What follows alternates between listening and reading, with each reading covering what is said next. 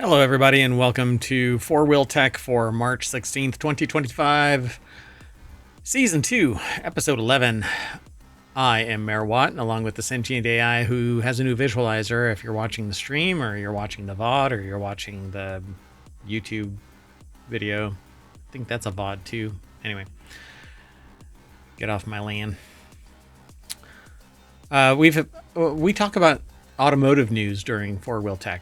If you want today's show notes, you can hit exclamation point FWT over on Twitch, but it's already all embedded on the YouTube stream, so you can go and check it out immediately. There's a bunch of other commands too, like exclamation point pod and exclamation point shows. We do a bunch of shows. 3 on Saturday, 3 on Sunday. 1 Monday through Friday. It's an hour-long show, not 30 minutes like the rest of them. Anyway, today we're going to be talking about when to use neutral. High mileage engine oil, does it matter? The McLaren SUV. BMW says that they're going to bring 40 new models in the coming years. And the average new car and you. How do you feel about your license plate, sir?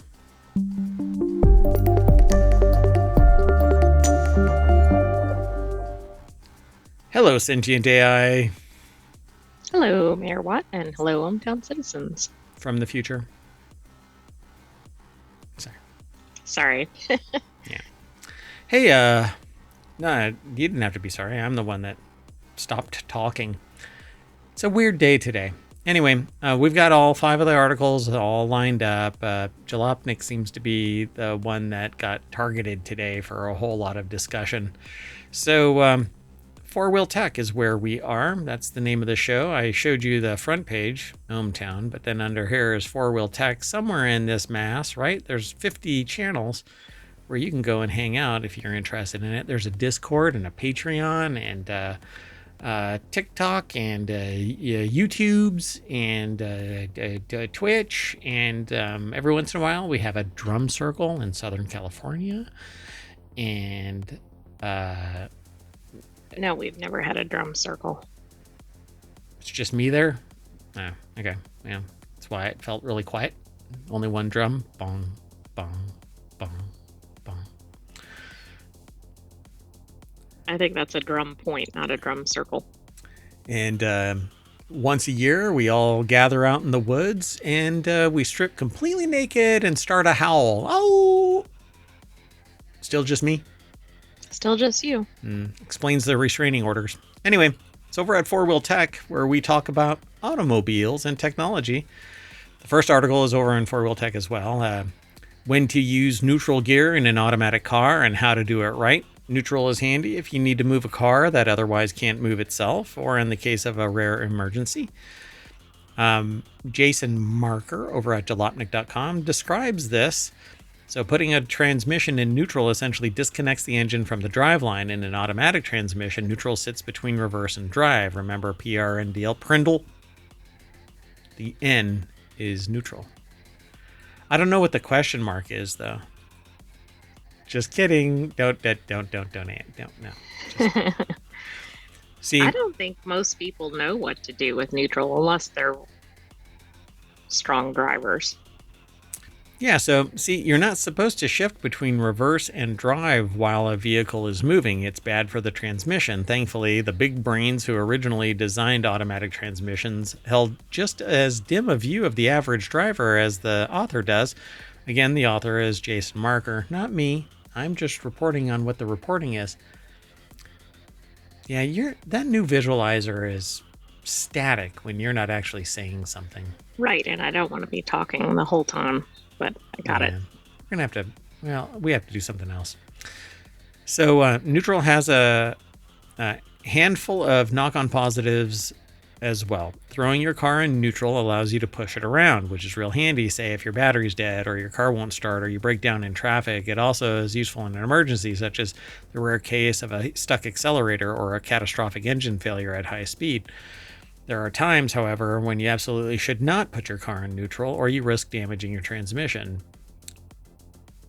typically when it's under power, either reverse or Oh, driving okay. forward. So honestly, the only time you should regularly use neutral is if you need to push or tow your car. Say you get stuck, or like you're going through a car wash, an automatic car wash. You put it in neutral. Oh, right. In fact, you're required to do that. Yeah, so you need to learn where that N is. But there are other emergency uses like a stuck throttle, for example, or a sudden brake failure. And these are extreme edge cases. Mostly neutral is just for when moving a car that can't be under its own power, or when starting it would be an inconvenience when moving. I've actually started a car by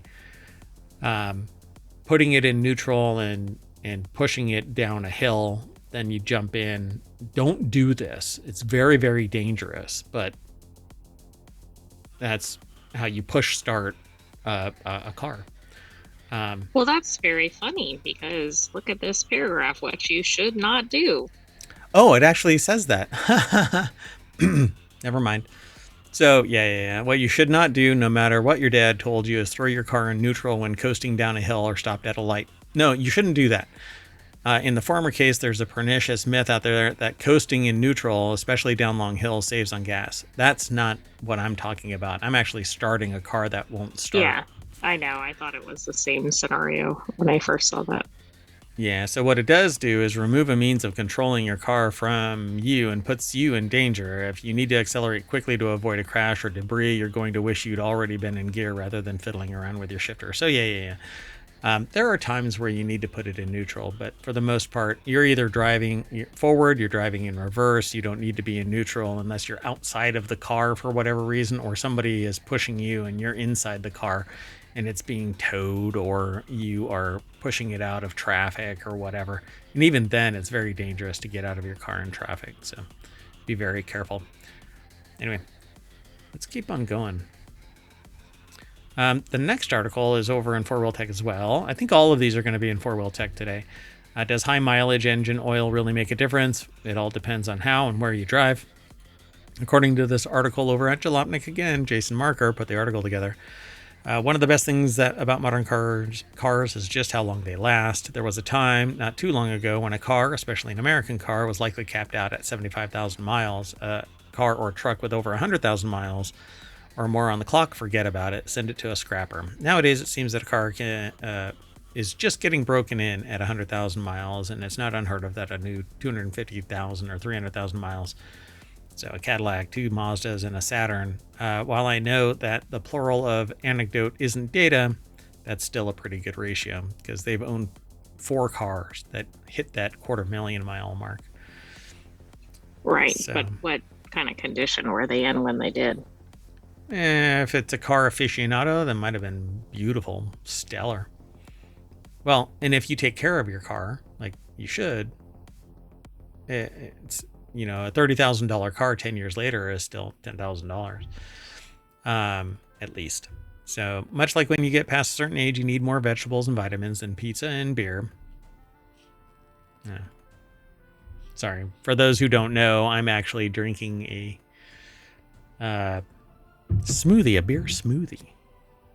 So I guess I'm drinking and driving in the sense that I'm in the FourWheelTech channel talking about cars, and No, you're drinking and streaming. I'm drinking and surfing. I'm drinking and sitting at a desk talking about cars.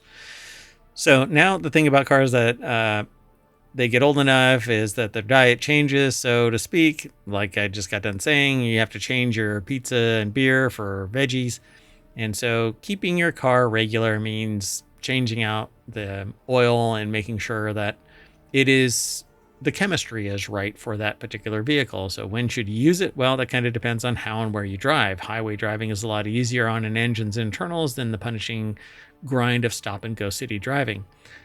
Unless you drive like it's a bat out of hell and you don't drive fast, you fly really low, and you are always racing your engine down the freeway. Don't right. do that. Then you're doing a lot of damage to it. Yeah, so an engine with, say, 150,000 highway miles may still be in top condition, while the same engine only driven in the city is tired at only 80,000. Depending on the manufacturer, high mileage oils are recommended when a vehicle has between 75 and 100,000 miles on the clock. Your best bet is to ask a trusted mechanic their advice on the subject, especially if they're familiar with your car. It's not a panacea. It will not cure mechanical damage like heavily worn rings, burnt valves, blow-by, rod knock, power loss, etc., nor will it plug up heavy leaks, stop a car from smoking, or fix non-oil related issues. It is cheap insurance in the form of preventative maintenance, however. Should you use high mile oil? Sure, especially if you have a well-maintained high mileage engine. Spending a few extra bucks, it's the cheap Yeah, that save. probably makes sense, right? You don't want the whole engine to go kaput. Yeah, and it has the right type of viscosity and chemistry so that it doesn't cause damage and it mitigates the damage that might be there. But you should get your car regularly checked, particularly if you're high mileage. You should probably get it checked more often than not. So, yeah, there's a purpose for it. Let's keep going. This next article is over in FourWheelTech as well. McLaren is reconsidering an SUV in an attempt to actually make money, according to this article. Wow. So purist supercar principles are great. But McLaren's most car manufacturers do need to make some money. Nah. You don't need to make any money. McLaren's new owners apparently think turning a profit is even better than purist supercar principles. So they're considering an SUV. McLaren is reconsidering an SUV in an attempt to actually make money, according to Andy Kolmowitz, who put the article together over at Jalopnik. It's part of a turnaround plan to get the struggling automaker back on track. Race car. That's right.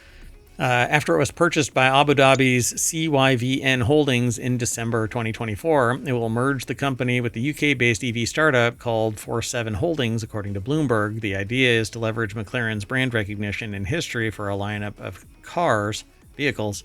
Don't worry, though. It's brilliant. Supercars aren't going anywhere. What did you notice?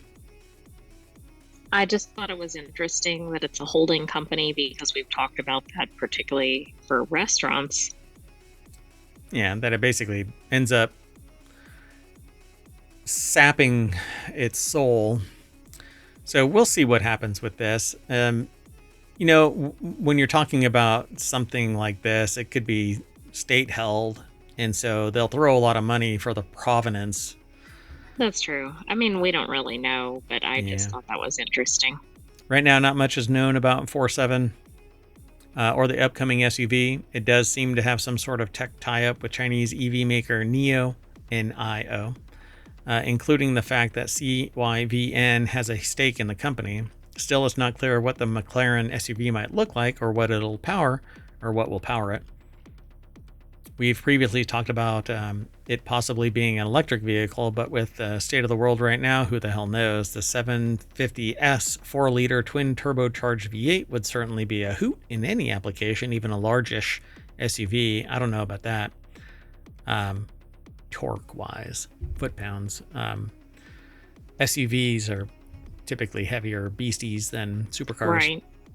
So CYVN, I don't know if it's supposed to be 7. Because that's, CYVN really has that phonetic 7 kind of a thing. Right, maybe so. And that 47 is really close to that. Anyway, over the past few years, McLaren has had to ask shareholders for more money on multiple occasions, according to Bloomberg, most recently because of delays to the entry-level Artura supercar. Entry-level. It's like a $250,000 car. When McLaren and 47 do officially merge, former Jaguar Land Rover executive Nick Collins will lead the company. According to Bloomberg, McLaren's current CEO, Michael Leiters, will remain as the head of the brand.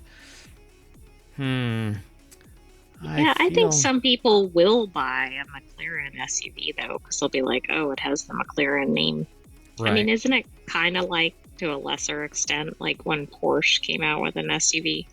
I know that's not as high end as a McLaren, but and an electric Porsche. I mean, yeah, people will buy it because it's the brand, and that's they think it's sexy and that's what they're brand loyal to, if they have the money to swing the bat that hard. But to me, now I want to know if the soul is still there. Boeing, for instance, it merged with another company and it sold its soul to shareholders and kind of wet the bed after, issue after issue after issue after space-based issue. So talk about stratospheric collapse of their. Exactly. It'd be interesting to see somebody do a review of one of their new vehicles that Yep. has some technical knowledge. Yeah, it'll be fun. So we'll keep on doing the show and talking about the news that's over the last week. So let's keep on going. The next article is over in FourWheelTech as well. BMW plans to crank out 40 new cars in the next 3 years. So, how is this possible? Like, I don't think most manufacturers come out with more than a small number of new models. Yeah. So that kind of makes me think of the comment you were making on the McLaren article. Yeah, so what are they going to do? I mean, tooling up an entire new car is a completely, the cost associated with making all of the machinery necessary to mill out and stamp and process all of the different variety of panels for a car is expensive, let alone 40. Right, this makes me think they've been like saving them up or something. Like, I don't understand it. I really like that. But that looks like a Subaru. I mean, for crying out loud. It does, and I'm guessing, well, who knows? I was going to say it's probably a lot pricier than a Subaru, but with car prices, who knows? Yeah, one way or the other, somebody got inspiration either from Subaru or Subaru got it from this kind of stuff. But Andy Kolmowitz over at Jalopnik put the article together. The first car we'll see is the new iX3, which is the production version of the new Classe Vision X, according to Autocar. It'll quickly be followed up by the electric 3 series. Brain farted that. According to BMW CEO Oliver Zipse, these new launches will almost certainly serve as a shock to the system for BMW, a company that hit a big rough patch in 2024 in just about everything other than electric vehicle sales. It sold 427,000 EVs across its BMW, Mini, Rolls-Royce lineups. BMW owns all of it. That represents a 13.5% improvement in 2023. It also equates to about a fifth of BMW Group's total sales for last year, according to Autocar. And that's a sizable chunk for a rather nascent sector of the industry. But as long as they can keep chomping at the heels of Tesla, I don't care. Let them keep on doing it. I think that the person that comes out with hot swappable batteries and allows somebody to spin up a battery swap center and starts a franchise doing that, they're going to be able to dominate the market. Yeah, absolutely. Plus, they might end up getting licensing deals or whatever for their technology. Yep. So other than that, BMW had a tough year. Its revenue fell 8.4% to 142 billion euro. And its earnings fell a whopping 35.8% to 10.9 billion euro. Is that all? Come on. I know. That's like at a scale that most of us don't operate in. Yeah. There's enough billions around the world that it seems like everybody could have a billion. But then not everybody, like the price of stuff. Then we couldn't have any billionaires. Yeah. Yeah, can't have billionaires. Anyway, a big yet undisclosed amount of that dip came from dropping sales figures in China over a persistently low consumer sentiment that's going to hurt. Still, BMW moved over 100,000 EVs in the country, and the US also hit an all-time high with 50,000 EV sales. So come on, more competition, drive the price lower, and have to innovate. So we'll see what happens with the rest of this. But yeah, and I think they're including things here that we don't necessarily think of as BMW, right? They're owned by BMW, but they're other BMW, Mini, Rolls-Royce. It's still a lot of new cars, though. Yeah, everything inside the BMW umbrella. I'll take that one right there. That's a pretty car. I like that. All right, let's keep going. It doesn't even identify which model it was, though. I bet you that's the the iX3. We'll see. Anyway, the last article for our FourWheelTech show is over in FourWheelTech. Who knew? I did. If you could afford the average new car, you're rich. In the US, a household income of at least $250,000 a year puts you in the top 10% of all income earners. Can you believe that? $250,000 household. Right. Well, yeah, and how much is a new car? Yeah, exactly. Colin Woodard. So some people buy one car for $250,000. That's the entire household salary of 90% of the population. Well, no, of the top 10% or more. Oh, right. It's in excess of 90% of the population's annual salary in their household. Yeah, exactly. So we live in a world where unless you're Elon Musk, there's always going to be someone with more money than you. And if that, well, hopefully, and if the value of the Tesla stock continues to drop, that could soon be a case for Musk too. If you make enough to finally afford a new Porsche 911, someone will come along in a Ferrari worth twice that what you make in a year, buy a beach house, and you're bound to run into a neighbor with a yacht. And the more time you spend around people who make similar money, the more normal it becomes. So you may be surprised to hear that in the US, a household income of at least $250,000 puts you in the top 10% of income earners. A full 90% of households make less money. So it isn't necessarily a bad thing, they say, but considering the average transaction price on a new car is nearly $50,000, you should read it anyway, because more than half the workers in this country don't make that much money in a year. Right. Yeah, that's where the pricing is all out of whack. So, and this was submitted intentionally just because it's something that's going to be with us for a while. And a car is a pretty basic necessity in most locations. Yeah, considering return to office exists. So you can't be at home. So a recent Bloomberg article exploring the answer to the question of who the heck is buying all the stuff that's supposedly propping up the economy. As it turns out, it's a small number of folks at the top who are, as the headline put it, firing a cash cannon at the U.S. economy. It's a fascinating post that isn't directly about cars, but considering the average transaction on the price is $50,000. So the author says, look, I get it. Again, it's Colin Woodard over at Jalopnik. Look, I get it. It probably doesn't make you feel like you did anything that special if you graduate college, marry, or cohabitate with someone in your social circle and do a decent job of work for a decade or so. Honestly, it's pretty reasonable to expect both of you to make an average of $125,000. No. Well, that's only with all those things. Like, do you have a college degree, which a lot of people don't? Do you live in an urban area? Not a lot of people do. Well, there's going to be less now. So that's both a massive amount of money that would completely transform a low-wage worker's life, and also far from impressive, it says. Also far from impressive. Heck, as our friend T-Pain recently pointed out, you can't even fly private from Atlanta to Las Vegas and back for $125,000. Well, shit. There goes my weekend plans. Exactly.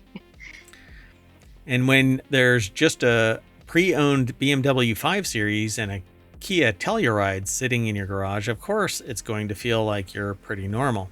After you pay all of your bills, fund your retirement, and move your recommended amount of money into savings, you may not have even that much left over at the end of the month. So this article doesn't really seem to, I don't know if it would resonate with many people. But no, because it probably should be written from the perspective of somebody who, for instance, makes just barely above the poverty level or something. Yeah, what is the average income? What is the average price of a house? You're talking about a car that is 1/6 the price of a house as an average purchase price. That's insane. Yeah, it's completely out of whack. The scales are all wrong. Yeah. And so for $50,000, you're going to have to finance it. And financing a car right now is anywhere from, if you have stellar credit, I think it's 6% now.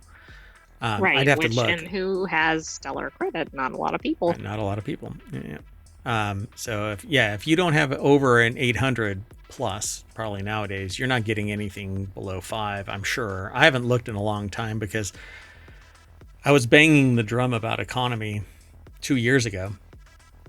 And some people appreciated it, but let's just say it falls on deaf ears when people are still, it's not like we can fix this stuff. We're not really in control of it. But I still have challenged people, trace back a purchase to the actual raw material worker, not the worker, but the raw material source. And if like the supplies, yeah, and it becomes circular somewhere in the devolution of the pricing structure that exists today, someone had to have raised their prices for some reason, and why, right? So when you go back, you buy it at the retail chain and talk to the manager, and the manager says, well, that we had to raise our price because the supplier raised their price to wholesale it to us. So you go to the supplier and you say, why did you raise your price? Well, the person who sold us the materials, they raised their price. You go to that person and you keep on daisy chaining back, and you find out, well, it's Aurora.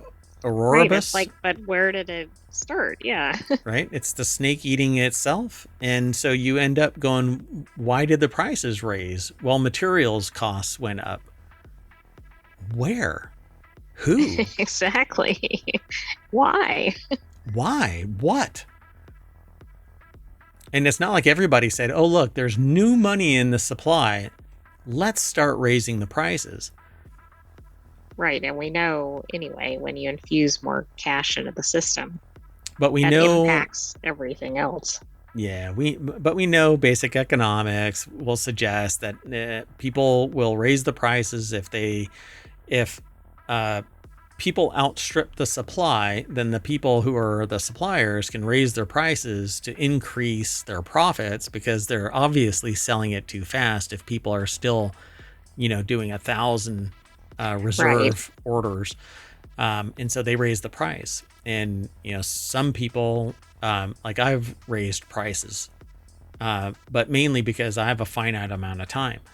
So if I can make more in the same amount of time that I have free, then obviously it makes sense to raise prices.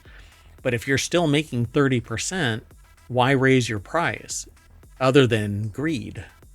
Right. But then somebody will call me out. Well, who are you to decide what somebody is greedy or not? It's not really me. It's society in general, But hey, as I was told recently, a person said that they'd rather have money than friends. I suspect that they lost both. Anyway, so that's it. I thought it was an interesting conversation about the average new car price being $50,000, and that if you make over $250,000 as a family, you're in the top 10%. And then that strata becomes very, very dense, because you go from top 10%, the very top is billionaire. Yeah, that's a huge range. Yeah. In that top 10%. Yeah. Like probably 10 to whatever, the top like 1% or something 8. Is where it really, or somewhere it really differentiates. Yeah. I don't know. Yeah. And meanwhile, we're arguing with ourselves. Anyway, as I've said in the past, I can't get into it in this show. Anyway, thanks for coming. We are going to shut down our vehicle, and that's going to bring us back to the front page of FourWheelTech over at ohmtown.com. So go over and become a citizen, please. Be sure to like and subscribe on Twitch and YouTube. Download the podcast. Leave a 5-star review. Leave a review. Tell a friend. Set a dumpster on fire. No, just kidding. Don't do that. Anyway, thank you all for coming. I am out of here. I'm going to drive off down Main Street at rocket speeds, at McLaren speeds, and I'm going to take the AI with me. You want to say bye? Bye-bye, hometown citizens. Thanks for joining us for this week's FourWheelTech. We'll have another episode for you next weekend, but come back tomorrow for our regular non sequitur news. Bye bye.